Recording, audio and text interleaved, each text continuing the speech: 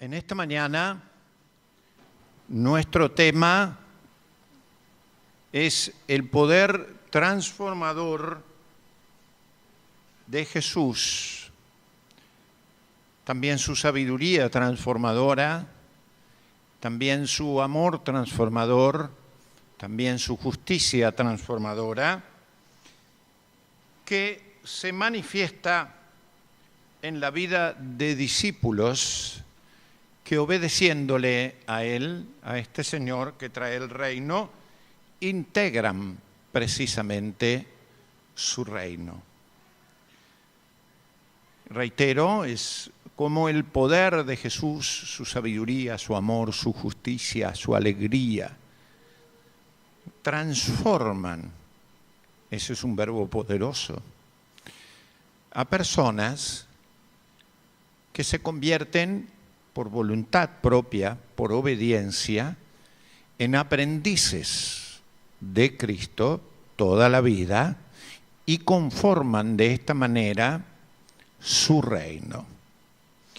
Les invito a leer el Evangelio de Mateo, la versión paralela de esta ustedes la tienen en su boletín, en la versión de Lucas. Pero les convoco para leer la versión en Mateo, en su capítulo 5, en aquel pasaje llamado las bienaventuranzas. Los primeros versículos, entonces, de ese capítulo 5. El texto dice: viendo la multitud, subió al monte y sentándose vinieron a él sus discípulos. Está hablándoles a discípulos. Y abriendo su boca les enseñaba. Tarea fundamental de Cristo, enseñar. Tarea fundamental del discípulo, aprender. Aprender de Cristo.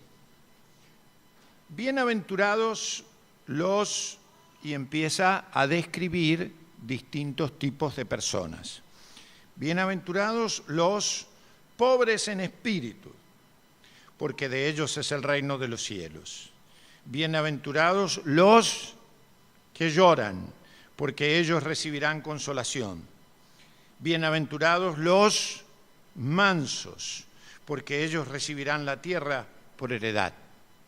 Bienaventurados los que tienen hambre y sed de justicia, porque ellos serán saciados.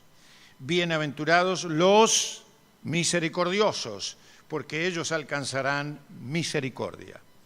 Bienaventurados los de limpio corazón, porque ellos verán a Dios.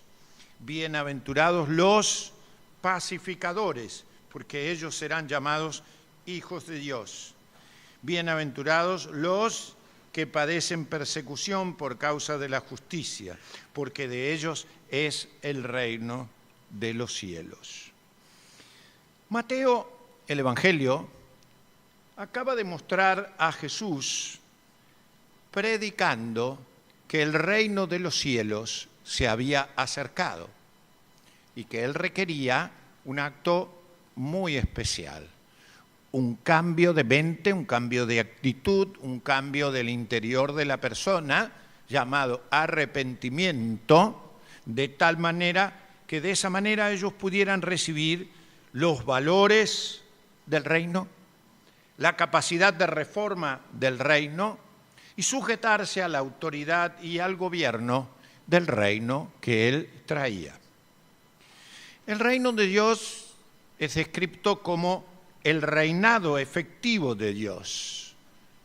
Es descrito como la presencia inmediata y cercana de Dios, que desea que lo que Él quiere que se haga es hecho en el momento en que el discípulo se sujeta al gobierno del Rey Jesús.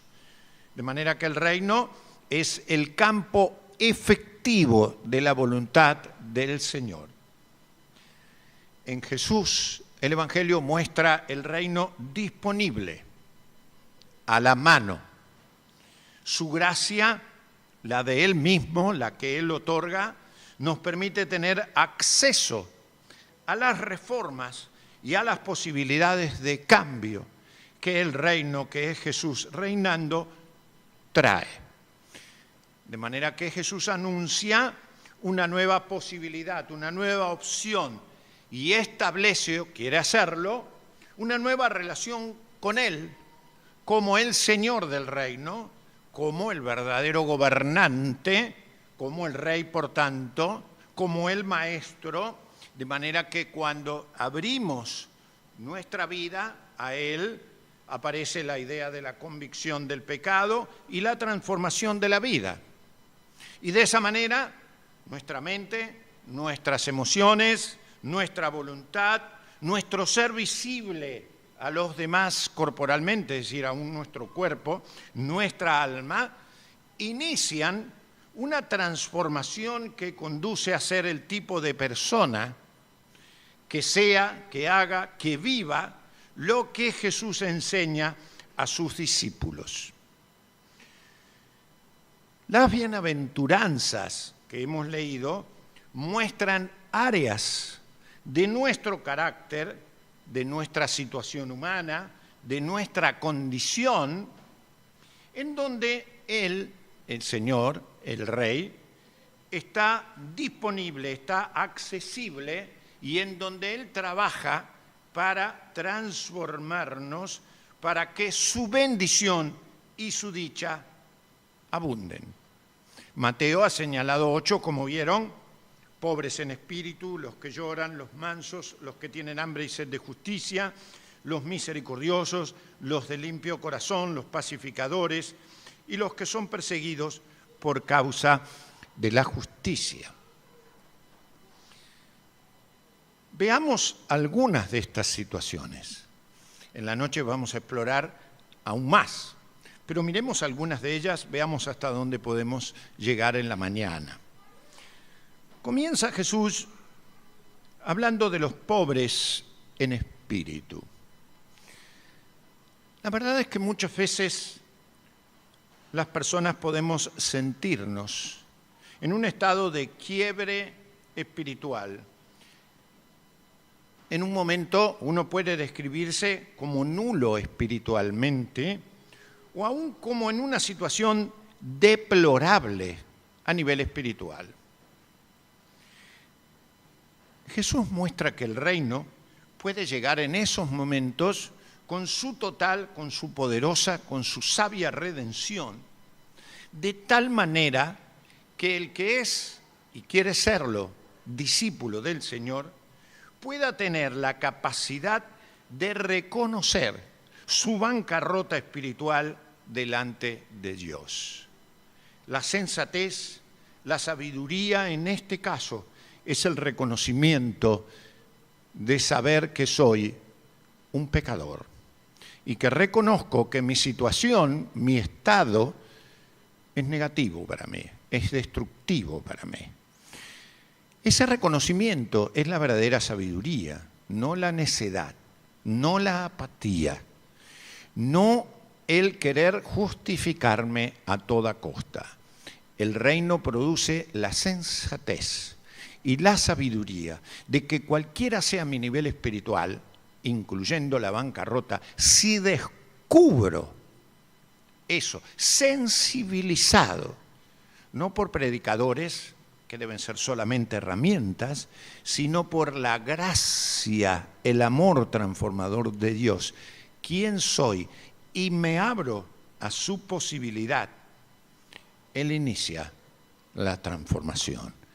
Tal persona es bienaventurada, tal persona es dichosa, tal persona tiene una capacidad singular, la de estar abierto por su reconocimiento a la transformación de esa situación de necedad, de bancarrota espiritual. La segunda cosa muestra a personas llorando.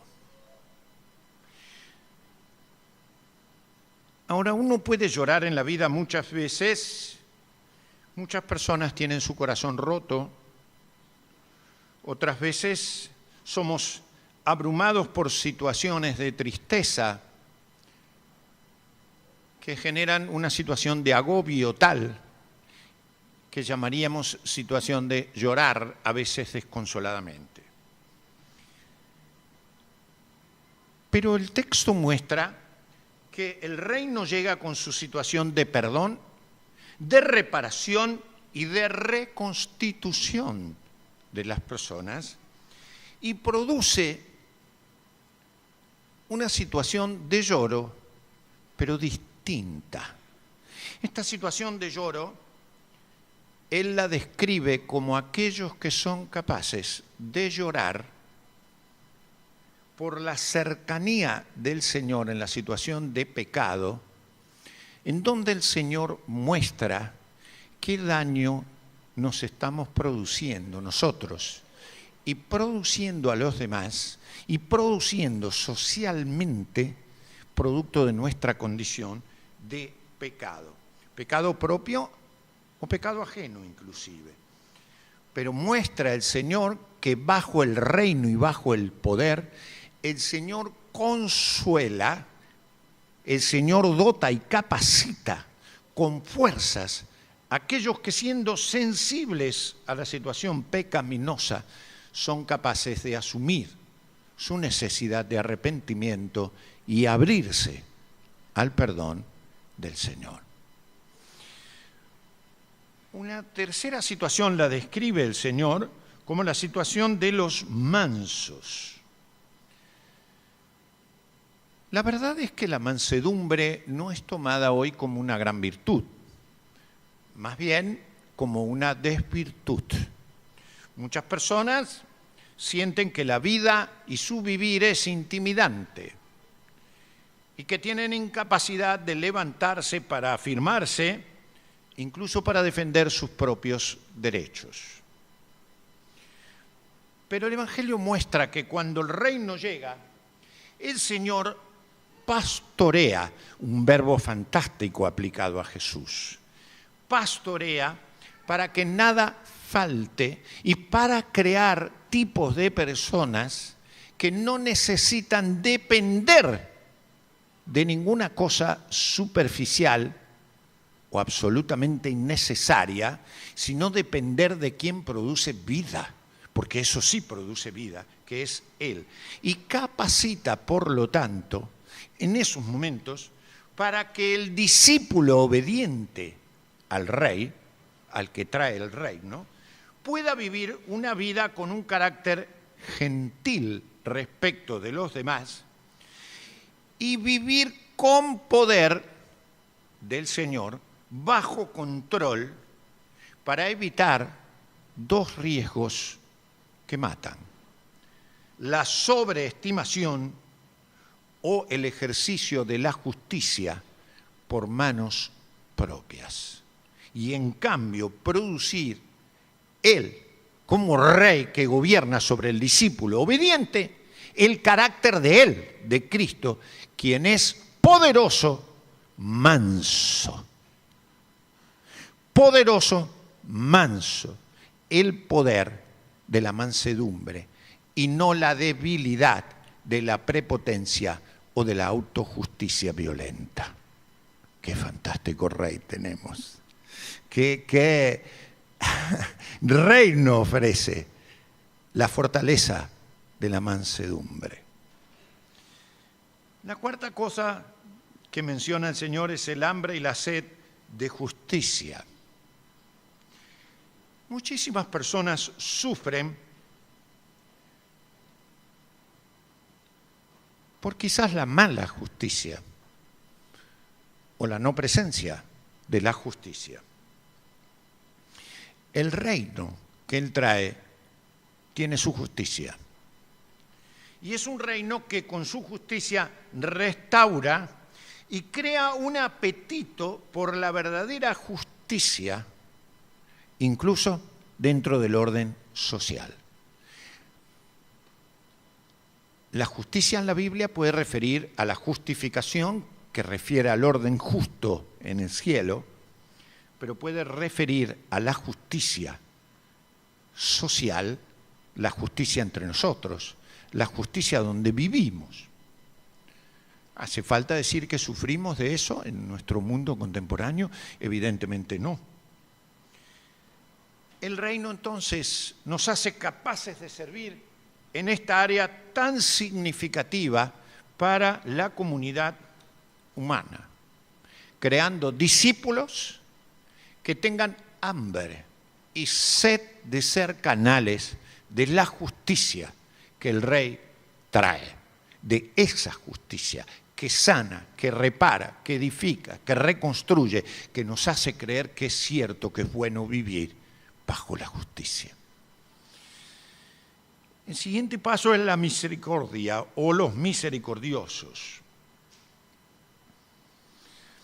La verdad es que a veces muchas personas que tienen un corazón solidario se sienten aprovechados por eso o por el contexto y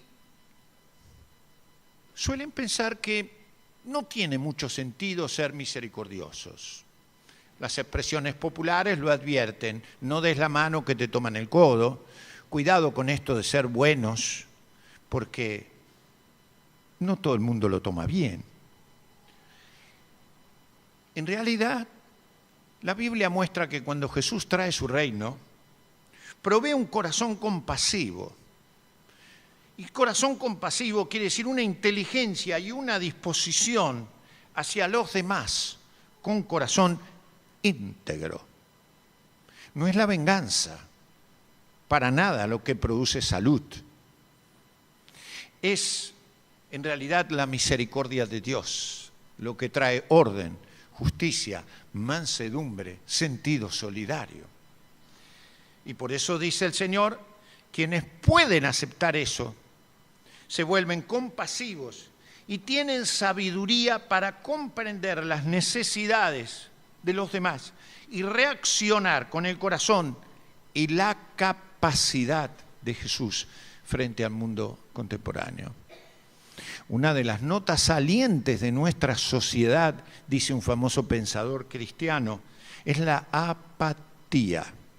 El pecado contemporáneo produce insensibilidad frente al dolor de las personas, frente al dolor de las familias que generan violencia interna. Qué notable. Ayer charlaba con un policía, familiar de un miembro de nuestra iglesia, que me contaba su tarea como policía en una determinada zona. Y le digo, ¿qué es lo que más haces en tu ejercicio de policía? Me dice, una de las cosas por lo menos más dolorosas, no sé si es la que más hago, es tener que estar en situaciones de violencia hogareña.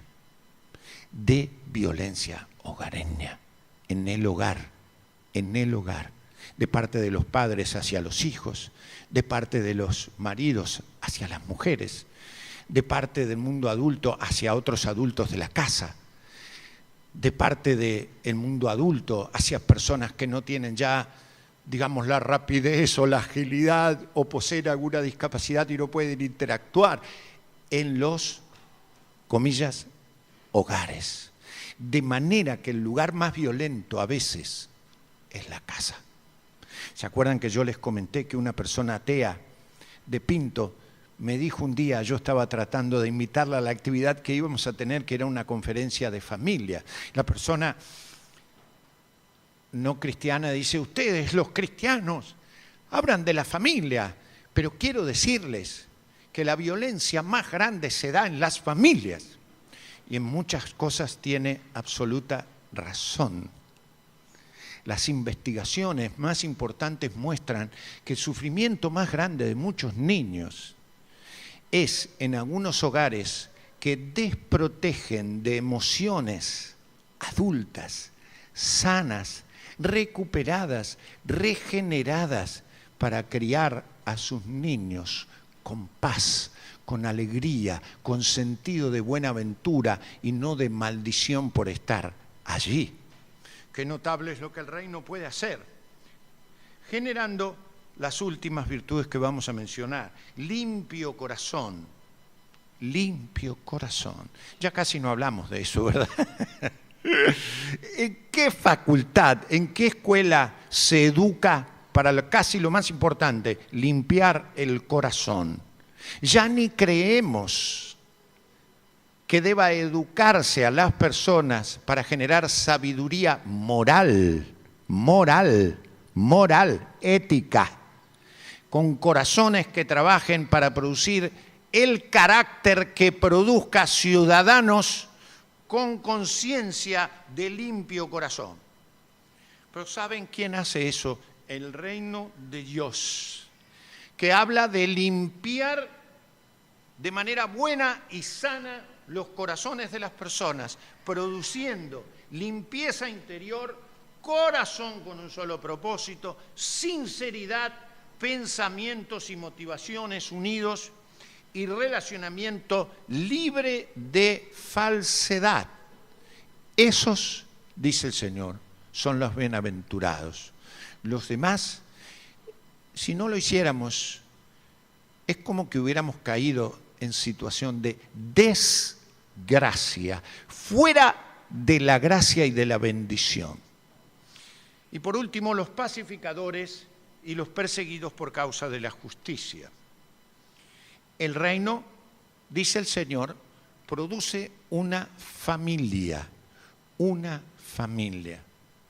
Todavía en la Argentina hablamos de sanar grietas, fíjense ustedes, qué lejos estamos.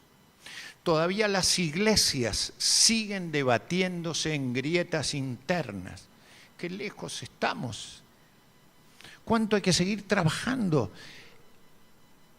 Esta idea del reino que produce familia y que produce la capacidad de trabajar en relacionamientos que bendigan a las personas, reconciliando, no separando, que produzcan el ministerio que Pablo llama el ministerio o ministros de reconciliación. ¿Qué trabajo? Es como que uno se va debilitando en su fe y dice, yo no creo que esto sea posible. Yo no sé si tenemos que trabajar tanto por esto, porque vamos dudando de la eficacia que el reino de Jesús produce.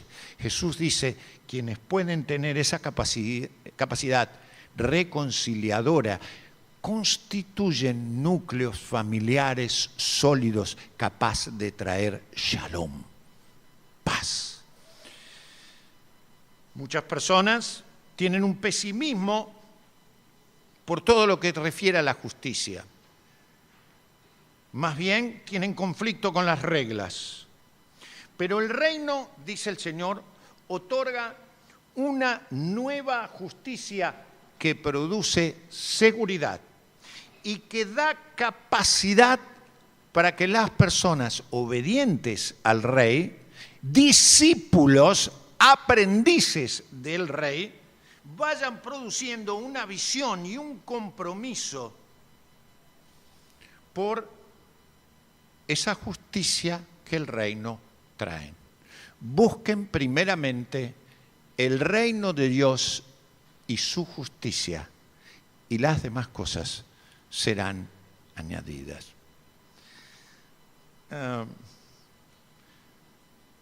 Hace muchos años, algunas constituciones de países decían que es bueno para los pueblos buscar la alegría y la felicidad. Qué triste es pensar que la alegría, y termino con esto, y la felicidad es solamente la que está afuera, el ruido. Y en cambio, qué bueno es pensar que la alegría es la que produce el Señor poniendo personas con un carácter firme y seguro, que sienten dicha de estar viviendo con integridad los valores del reino. Que el Señor te bendiga para alcanzar esa dicha, esa felicidad, que forma nuestro carácter como ciudadano del reino de los cielos. Que así sea.